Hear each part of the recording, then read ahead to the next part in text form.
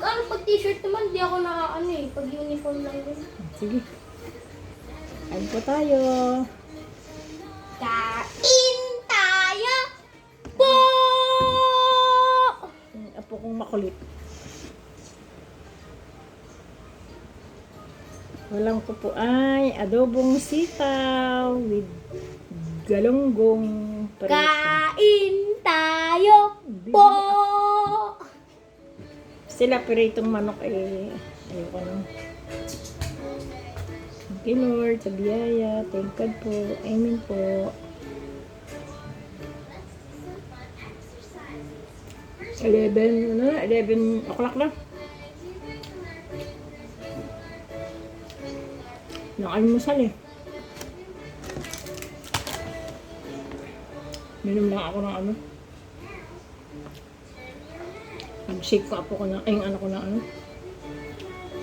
Pipino at saka lemon. Yun lang, inom ko.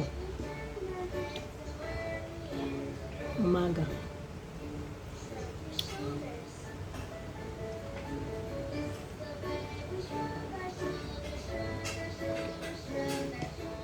Kagabi kasi konti ka nakain ko.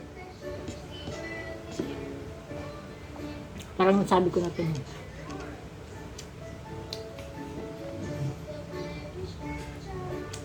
Ayaw kumain ng apo ko. Mataba.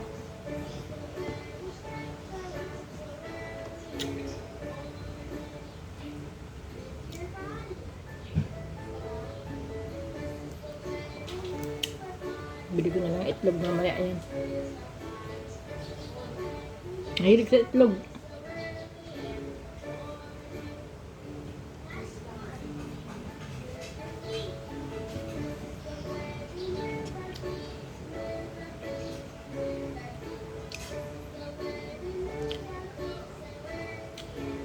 Kalimutan ko na mag-plan. Ako.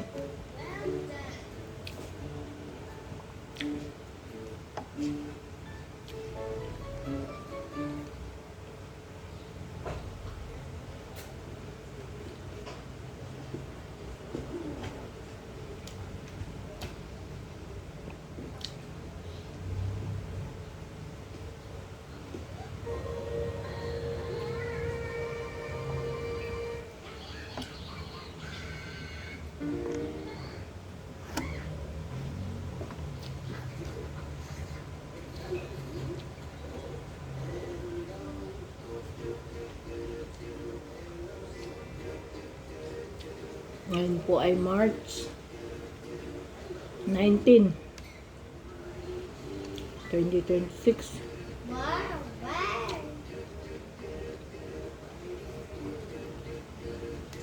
Napansin niyo po ba mga kapatid, panahon natin ngayon hindi na normal. Di man dami ng mga sakuna nangyayari. Gera, yan. Nauna yung mga baha, lindol, pagsabog ng bulkan, yan. Ito po ay pagising na sa atin ng Diyos.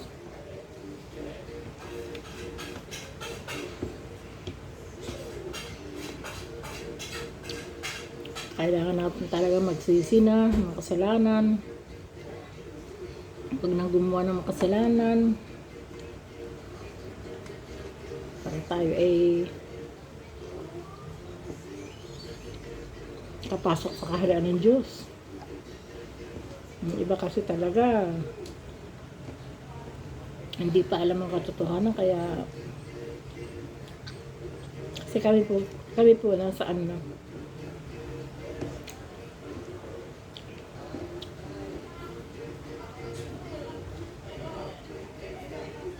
sa huling gawain na ng Panginoon.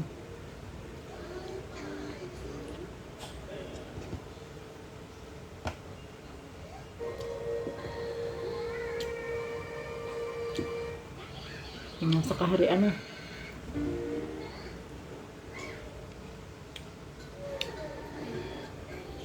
Panahon ng kaharian. Ang huling yugto ng gawain ng Diyos.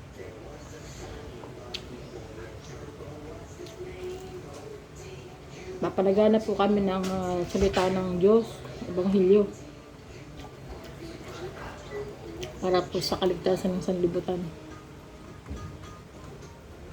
Yan po ang aming mission ngayon.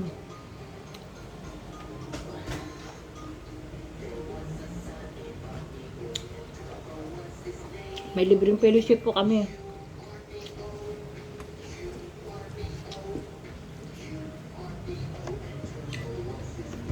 Ito naman si Tabaong. Hi! Silip-silip lang siya. Walang ginawa kundi manood ng Cocomelon.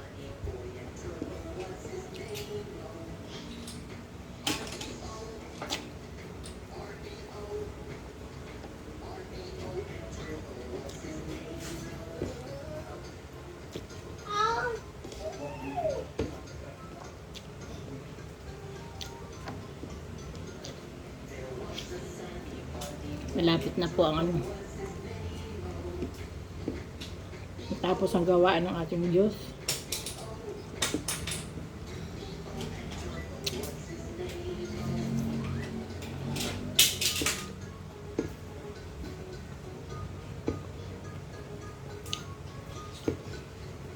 Kaya po kami, mga kapatira namin, hindi naman po ito relihiyon. Katoliko rin po ito. Ano lang to? Dagdag kaalaman lang po.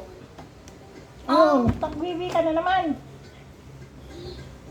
Saan ka na naman nagwiwi?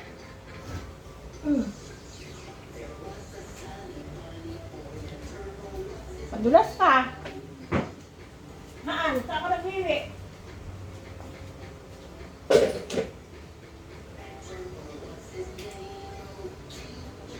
Kapag kita dito, ha?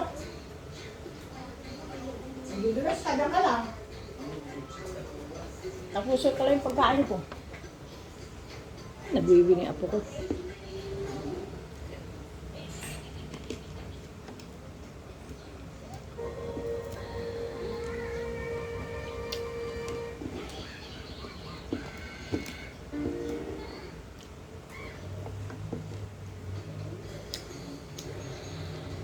Kung gusto niyo pong malaman, tingnan niyo po yung mga ano ko, yung page ko. Ay, yung account ko. Marami pa akong sinishare dun para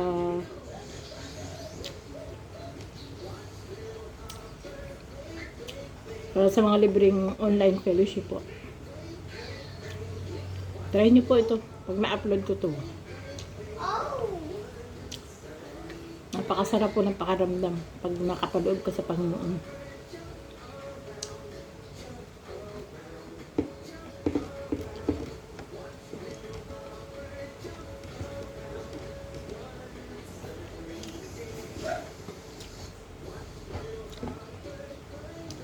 Kaya lang, siyempre, hindi naman ganun kabilis. Kailangan mo talaga tanggapin ang kanyang mga bagong salita para maunawaan mo.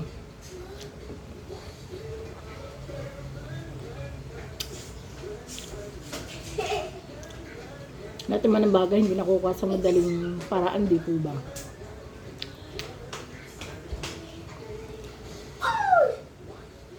Kailangan step by step para maintindihan mo.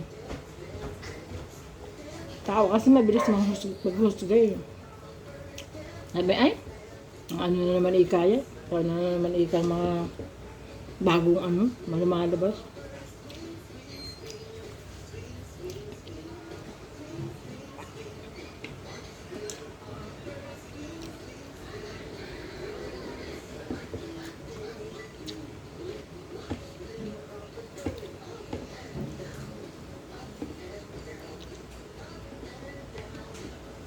Libre na nga po ito ibinibigay ng ating Panginoon.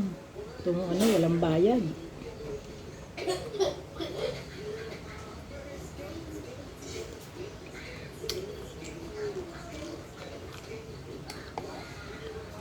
Yung iba kasi,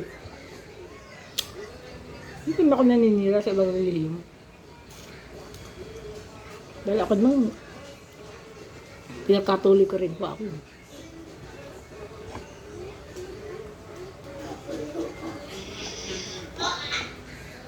Nga nga, yung katuloy ko rin ako. Kaya lang, nalaman ko na mayroon palang bagong gawain ng Panginoon natin. At may 3 yugto ng gawain. Yun pa ang pinaka-important ng malaman natin. Yung huli. Ang Biblia kasi. Sa Biblia lang po. Oo. Salita ng Diyos ang Biblia. Kaya lang. Picture? Ha? Picture? Wait lang. Dito ako ko. Huwag na. Ay, di mo ah. Pag mulilin mo at hindi ka papapasok pag ganyan ang suit mo. Pag wala kang ID.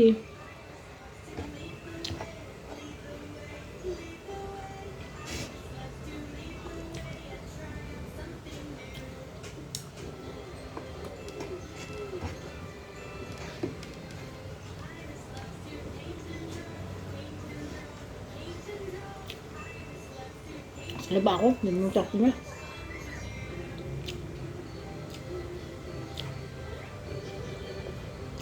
Nalimutan ko kung nasa ako. Yun lang po. Basta puntahan niyo po yung account ko.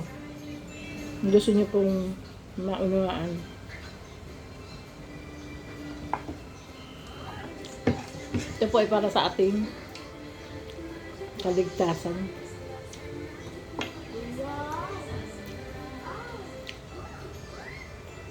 Although sinasabi nila na nagsisimba sila, nagdadasal sila, pero tuloy-tuloy pa rin ang paggawa ng kasalanan. Hindi pa rin mawala sa kanila yung napaghangad sa mundo, yung puro pera ang iniisip, ang galit, yung gumagawa ng hindi maganda, pag-iisip ng masama sa kapwa. Yun po ang kailangan natin tanggalin sa ating puso.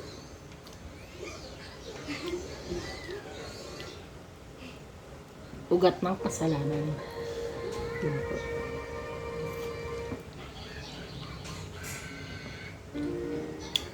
Bet! Bakit? Magpepera ka pa? Ito, pagbalik mo.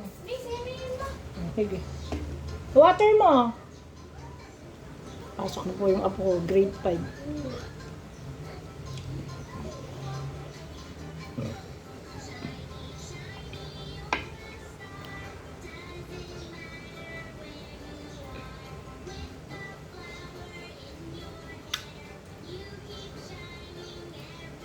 Tapos na po ako.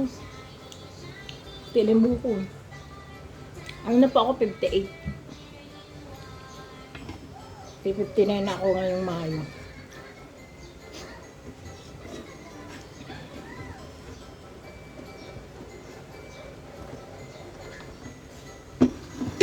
Doon na po. Thank you for watching po. Sa po kayo sa account ko. Tingnan nyo lang po. Thank God po.